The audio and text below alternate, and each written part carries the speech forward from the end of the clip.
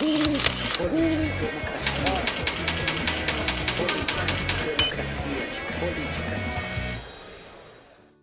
Olá, povo. Sou Emanuel Rosa, professor, estudante, estudioso, curioso e, na maior parte do tempo, pelo menos desde que eu nasci e que eu vivo em sociedade, um ser político. E estou aqui com você para conversar sobre política. E o tema é cidadania. Sim, cidadania, porque eu sou cidadão, você é cidadão. Todos nós queremos ser cidadãos e não cidadões, né? Pelo amor de Deus. Mas no fim das contas, o que é esse raio de cidadania e por que ela é tão importante? Por que é tão importante ser cidadão?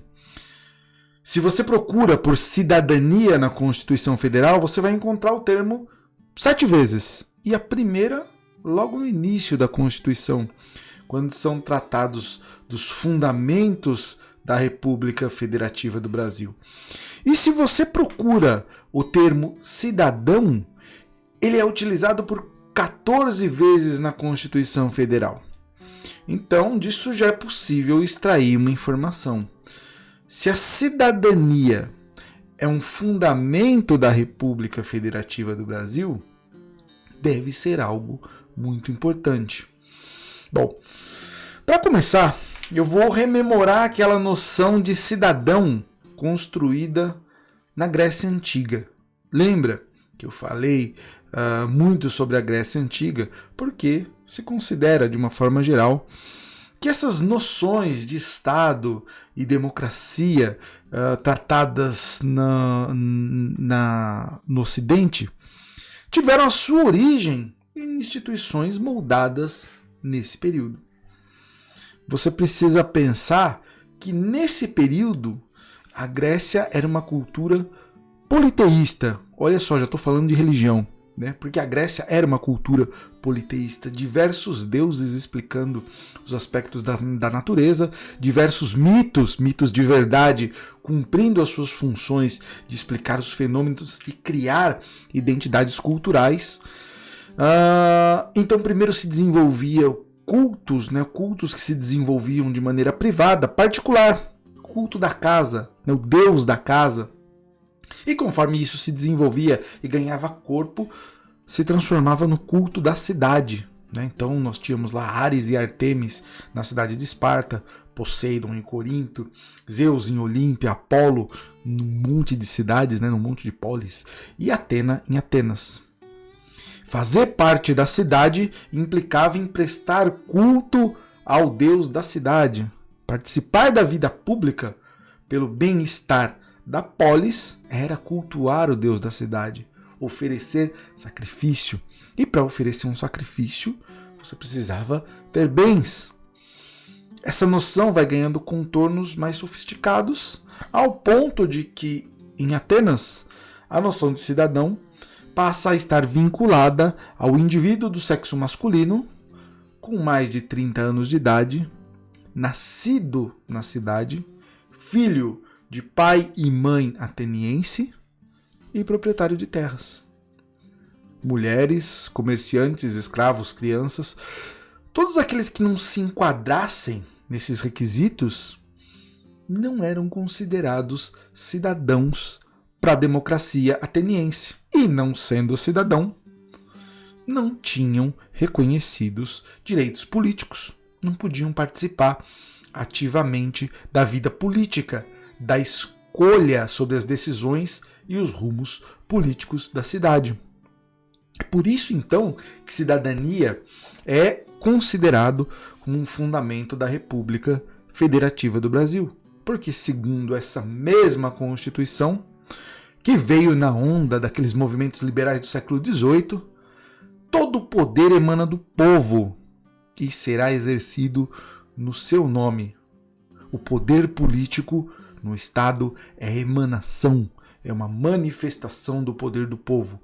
Ser cidadão significa ser sujeito de direitos e obrigações nesse Estado. Presta atenção no que eu estou falando aqui. Direitos e obrigações.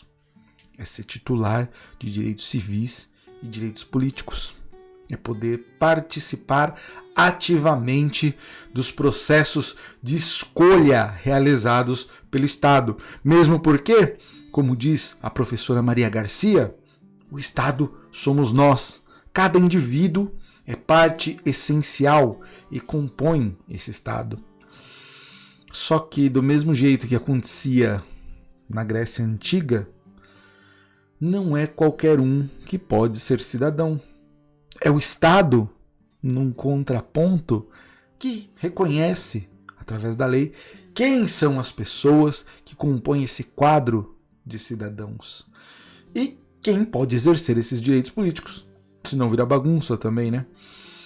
Como eu já disse em outras vezes, é muito louco, né? Como nós somos tentados a acreditar que a realidade é perene e imutável. Que as coisas como nós conhecemos são e sempre foram assim. E que elas não sofreram alterações e que não podem mudar. Né?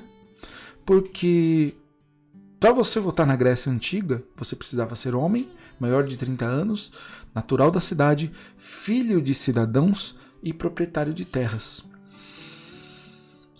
Para você ser eleitor no Brasil, em 1824, você teria que ser homem, maior de 25 anos de idade, livre, com renda mínima anual de 100 mil réis e ser alfabetizado.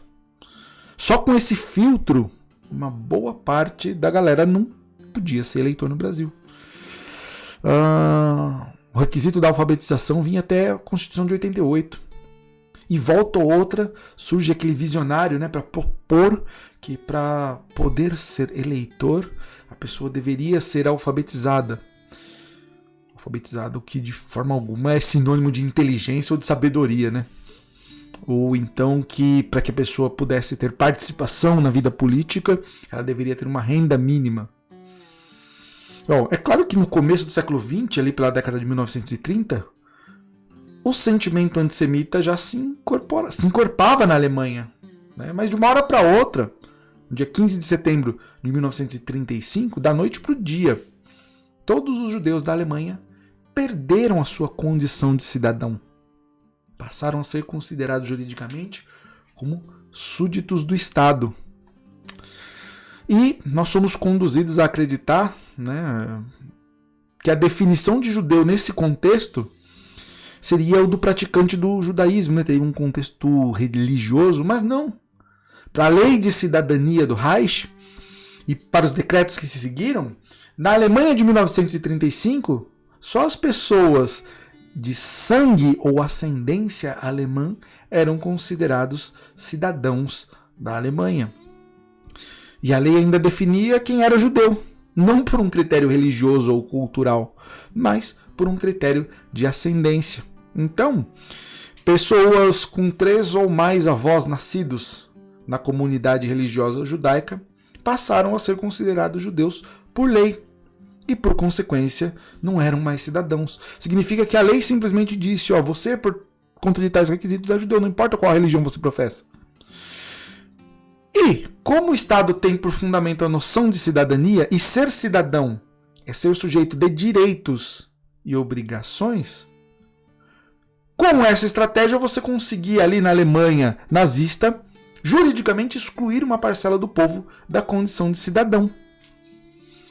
Bom refletir, né? Lembrar que quando você está aí andando na calada da noite e toma uma batida da polícia e fala com a boca cheia que você é cidadão e que conhece os seus direitos, pensar que essa condição de cidadão é uma concessão efêmera, consequência da lei.